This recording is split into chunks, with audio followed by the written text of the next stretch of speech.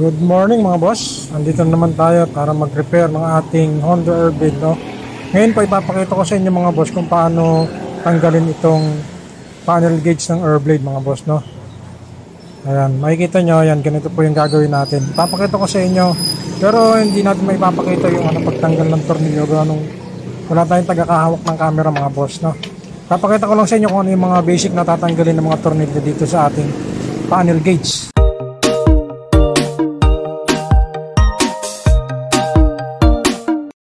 Well, good morning mga boss, no? Magbabaklas tayo ng harap natin kasi ipapalit tayo ng panel. Yung gauge natin, palitan natin. So, unahin ko muna tanggalin ito. Yan yung harap natin. Susunod natin tatanggalin ito, tsaka ito, tsaka yung muka. Tatanggal tayo. Sunod natin mga boss ito. Tutuklapin lang natin ito. Angat lang yan. Dito, palibot. Tapos, hanggang dito. Angat natin ito. Ayan. Sorry, tanggalin natin itong mukha. Dito nga pala mga boss, meron dito tornilyo sa ilalim. Ayan, kaya yung tornilyo na yan, tatanggalin natin. Ngayon, kailangan natin gumamit ng special tools yan para magkasya. Yung ginagawa ko para matanggal yan. Tapos tatanggal na pala natin ito. Angat lang natin. Ayan mga boss, tanggal na natin ayan. Ayan yung mukha. Tanggal na natin ito. Ayan. So labas na yung ating mga screw. Tatanggalin natin. Sunod natin itong maskara na ito. Sunod natin yan. May 4 na tornilyo yan Tanggalin natin yung tornilyo dito. Ayan Ayan. Tapos ito. Ayan. Tanggal yan. Bukod dito may dalawa dito. Ayan. Dalawang tornilyo yan mga boss. Ganun din dito mga boss. Parehas lang yung kabilaan. Para matanggal nyo yan. Kapag natanggal na natin mga boss yung mga tornilyo sa dalawa. Wala, tanda nyo isa, dalawa, tatlo, tapos 4, 5, 6 na tornilyo. Pwede nyo nang ito, sipotin. Ano mga boss, meron itong 4 na tornilyo itong para matanggal natin ito. Ito. Saka to. Tapos dalawa sa loob ayun Tapos hihilahin nyo lang to para may labas natin itong socket. Saka yung socket na yun tatanggalin lang natin. Yan mga boss, pag natagyan na to dun sa loob dito ito yung socket nya. Sunod natin to itong socket na to para matanggal natin itong ating panel. Bibit-bitin natin yun.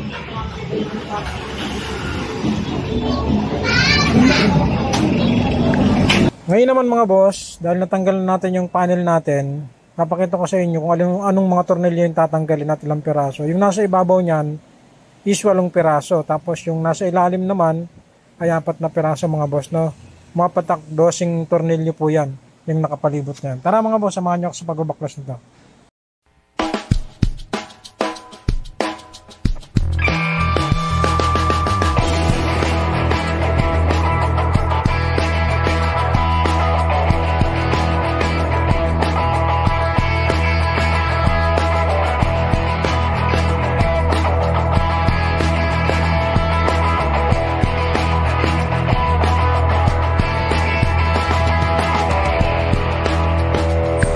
Ngayon mga boss, at nabaklasan natin, ipapakita ko naman sa inyo kung paano tanggalin yung board na yan dito sa ating panel glass mga boss. Gagamit tayo ng plastic na to para maingatan natin at hindi natin masira yung mismong board ng ating gauge panel mga boss.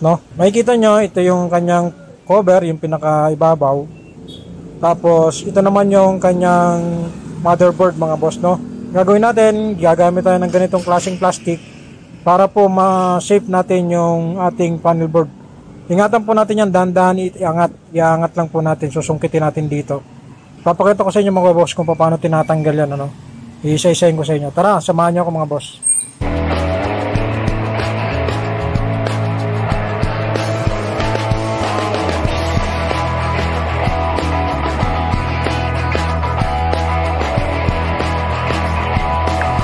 At ito na nga mga boss, nabaklas na natin yung ating motherboard, no? Ang gagawin natin, yan, kung makikita nyo itong mga paang to, yan po yung iingatan natin, baka maputol nyo po. Tapos ito pong kulay itim na knob button. Tanggalin lang natin to.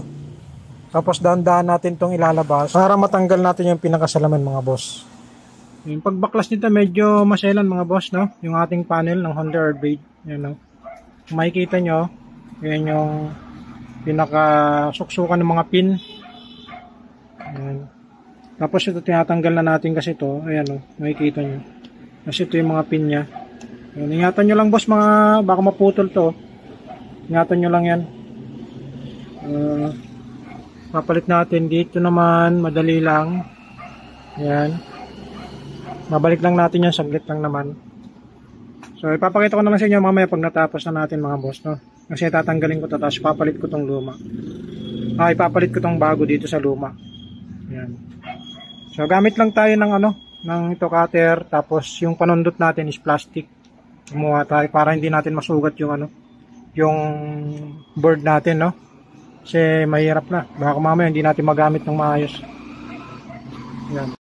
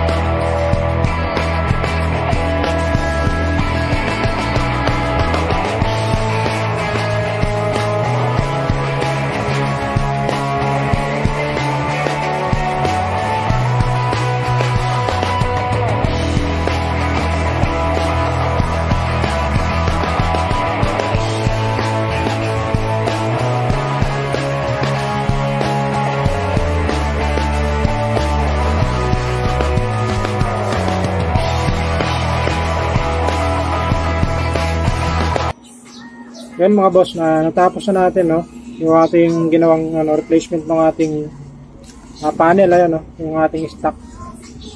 So ibabalik na natin to sa kanyang bahay. Ingatan nyo lang mga boss, no, yung ganitong kasi medyo pupunasan lang natin. Maselan siya, hindi siya biro. So ganito lang naman, babalik nyo to, itong mga pinato, susuot nyo lang ulit dito. Ingatan nyo lang na maputol ito mga boss, kasi magkakaroon kayo ng problema sa panel niya.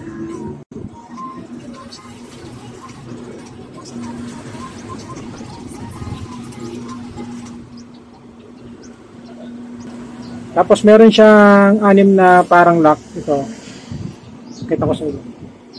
Ito, tsaka ito, at saka itong 3 sa taas. Yan, so ibabalik lang natin. Push lang natin.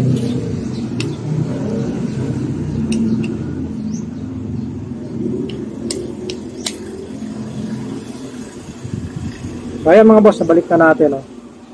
Wala na yung sunburn natin. Tapos ibabalik na natin siya dito sa board.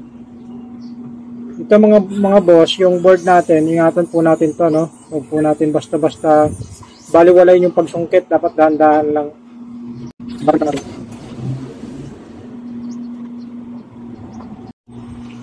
Tsaka mga boss, huwag niyong kakalimutan to. Itong parang pinato, no? Tapat nyo to dito sa meron kasing yan, no? Ayan, meron yan mga marking. May mga marking yan mga boss, tapat nyo lang dito. Hanapin nyo lang yung tama kasi papasok yan. Pagka hindi yan tapat. Yan, no? Pagka hindi siya tapat, hindi siya papasok mga boss, no? Dalawa yan, huwag yung kakalimutan kasi pag nalagay nyo na yung board, babaklas na naman kayo. Ayan. So, dalawa yan mga boss, tapos tsaka natin ilagay yung board.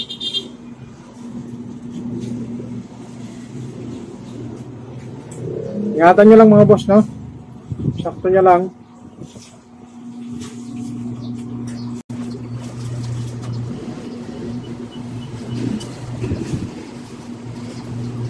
Tapos na ibalik na natin yung yung board niya, no. Isakto niyo lang mga pin, yung pin niya. Tapos tulak niyo lang dahan-dahan para pumasok. Ayan, no. Papasok niyo lang.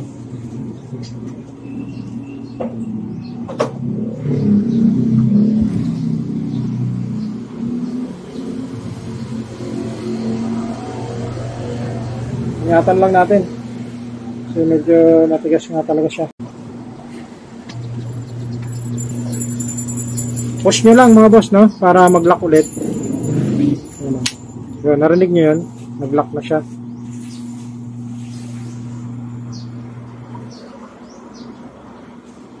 Yan mga boss, naibalik na natin. Ngayon, dilinisan ko na tong itong pinaka-base nya, tsaka tong madumi na kasi.